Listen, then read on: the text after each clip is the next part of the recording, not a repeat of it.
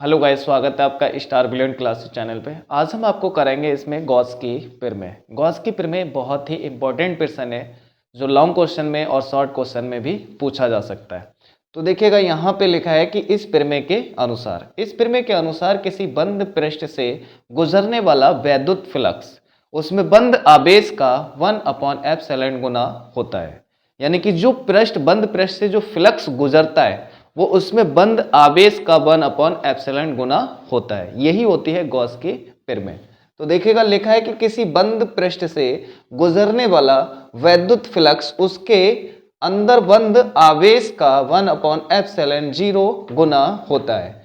यदि पृष्ठ के अंदर बंद आवेश Q है तथा पृष्ठ से गुजरने वाला वैद्युत फ्लक्स φE है, तब φE बराबर Q गुणा 1/ε0 गुणा 1 की Q से करेंगे तो Q बटे में क्या आएगा, ε0 आ जाएगा। इसका प्रूफ करते हैं। तो यहां पर प्रूफ जो है हमने एक चित्र बनाया है। तो हम मानेंगे ये एक गोला है, गोल गॉसियन पृष्ठ है, r त्रिज्या का एक गोल गॉसियन पृष्ठ है जिसपे क्षेत्रफल अल्पांश क्षेत्रफल है dA। तो यहां पर लिख रहा है कि माना r त्रिज्या के एक गोल गॉसियन पृष्ठ के अंदर बंद आवेश Q है। तो यहां पर बंद आवेश हम लिख लेते हैं, बंद आवेश Q है तथा इसके पृष्ठ पर अल्पांश क्षेत्रफल dA तथा वैद्युत क्षेत्र की तीव्रता E इस प्रकार है कि थीटा बराबर 0 डिग्री। यानी क्षेत्रफल और वैद्युत क्षेत्र की तीव्रता के बीच में जो एंगल है यानी कोण है वो थीटा कितना डिग्री होगा, 0 डिग्री। तो यहां पर लिख रहा है कि यदि अल्पांश से गुजरने वाला वैद्युत फ्लक्स d phi a है, यानी छोटा सा अल्पांश क्षेत्रफल से अल्पांश ही वैद्युत फ्लक्स गुजरेगा। तो यहां पर हमने लिखा है वैद्युत फ्लक्स d phi e होता है। अब फ्लक्स बराबर क्या होता है, E डॉट dA। यहां से दोनों का वेक्टर हटाएंगे, cos थीटा आ जाएगा। cos थीटा यहां पर थीटा का मान लगा देते हैं, कितना है 0 डिग्री, और cos 0 डिग्री का मान कितना होता है 1। तो यहां से आएगा d phi e बराबर E dA। ये अल्पांश वैद्युत फ्लक्स है अल्पांश क्षेत्रफल से। अब हम पूरे पृष्ठ के द्वारा निकालेंगे तो हम लिखेंगे कि अतः पूरे पृष्ठ से गुजरने वाला वैद्युत फ्लक्स, उसके लिए क्या करना पड़ेगा, समाकलन करेंगे। तो यहां समाकलन करा है, इस साइड में भी हमने क्या करा, समाकलन कर दिया। दोनों ओर समाकलन करने पर अब समाकलन करेंगे तो यहां से d के पीछे जो होता है उसके सापेक्ष समाकलन होता है। तो यहां से d और समाकलन हटा दीजिएगा तो क्या आएगा, phi e। यहां से e ऐसे ही लिखेंगे, d यहां से d और phi समाकलन हटाएंगे तो क्या आएगा, a आएगा। अब ये है वैद्युत क्षेत्र की तीव्रता। वैद्युत क्षेत्र की तीव्रता का सूत्र होता है 1/4πε0 डॉट Q बटे में r स्क्वायर। और यहां पर लिखा है a होगा क्षेत्रफल, यानी कि इसका गोले का संपूर्ण पृष्ठीय क्षेत्रफल। गोले का संपूर्ण पृष्ठीय क्षेत्रफल होता है 4πr²। तो यहां से 4πr² लगा दिया है। तो यहां पर देखेगा 4π से 4π कटेगा, r² से r² कटेगा, ऊपर बचेगा Q और नीचे बचेगा ε0। यहां से phi आ जाएगा। तो यही थी गॉस की प्रमेय। बहुत इंपॉर्टेंट है, बहुत सरल है। इसे स्क्रीनशॉट ले लीजिएगा, चाहे आप इसे अपनी कॉपी पे नोट कर लीजिएगा। बहुत इंपॉर्टेंट प्रश्न है। एक बार इसे फिर समझाते हैं कि गॉस की प्रमेय क्या होती है।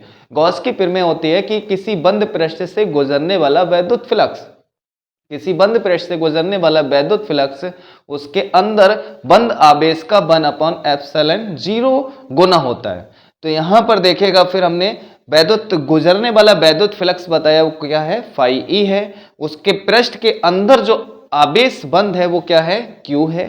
तो आएगा phi e बराबर Q गुणा 1/ε0। तो यहां पर phi e बराबर Q बटा ε0। फिर हमने इसका प्रूफ करा था, एक गोल गॉसियन पृष्ठ लिया था जिसकी त्रिज्या r थी। इसके अंदर बंद आवेश क्या है, Q है, और इस पर अल्पांश क्षेत्रफल और वैद्युत क्षेत्र की तीव्रता के बीच में जो कोण है वो कितना है, 0 डिग्री है। तो फ्लक्स होता है E डॉट A। यहां से हमने दोनों के वेक्टर हटा दिए, cos थीटा लगा दिया। cos थीटा का मान कितना है, 0 डिग्री। तो हमने 0 डिग्री का मान लगाया। cos 0 डिग्री का मान कितना होता है, 1। तो यहां से हमने लिखा d phi e बराबर E dA।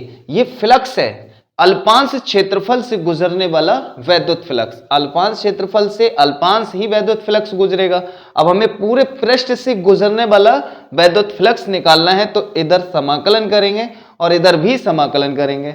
तो हम जब इधर समाकलन करेंगे तो समाकलन में आप क्या करना है, ये सीख लीजिएगा कि समाकलन में d और फाई हटा देते हैं। तो देखिए d और समाकलन हटाना होता है। देखिएगा d के पीछे फाई e है, तो आगे अगर फाई नहीं है तो समाकलन में क्या करना है कि समाकलन और d हटा दीजिएगा।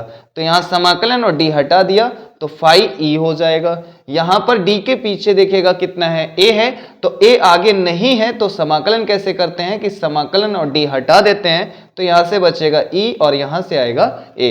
ये हो गया समाकलन। तो फाई e ऐसे ही लिखेंगे बराबर, अब e हमने ऐसे ही लिखा और ये है क्षेत्रफल यानी a। अब गोलक का पृष्ठीय क्षेत्रफल क्या होता है, 4 पाई आर स्क्वायर। तो यहां से देखिएगा हमने क्या करा कि पृष्ठीय क्षेत्रफल लगाया गोले का 4 पाई आर स्क्वायर, यहां पे लगा दिया। और ये है वैद्युत क्षेत्र की तीव्रता। वैद्युत क्षेत्र की तीव्रता का सूत्र होता है 1/4 पाई एप्सिलॉन 0 डॉट q बटे में आर स्क्वायर, और ये हमने जैसे का तैसा लिखा। 4 पाई से 4 पाई कटेगा, आर स्क्वायर से आर स्क्वायर कटेगा, बचेगा q बटे में एप्सिलॉन 0। और यही है गॉस की प्रमेय, बहुत इंपॉर्टेंट है। अगर आप हमारे चैनल पर नए हैं तो लाइक करें, सब्सक्राइब करें, बेल आइकन दबाना ना भूलें। वीडियो को ज्यादा से ज्यादा शेयर करें और इसी तरीके से हम आपको इंपॉर्टेंट से इंपॉर्टेंट क्वेश्चन लेकर आते रहेंगे। Thank you.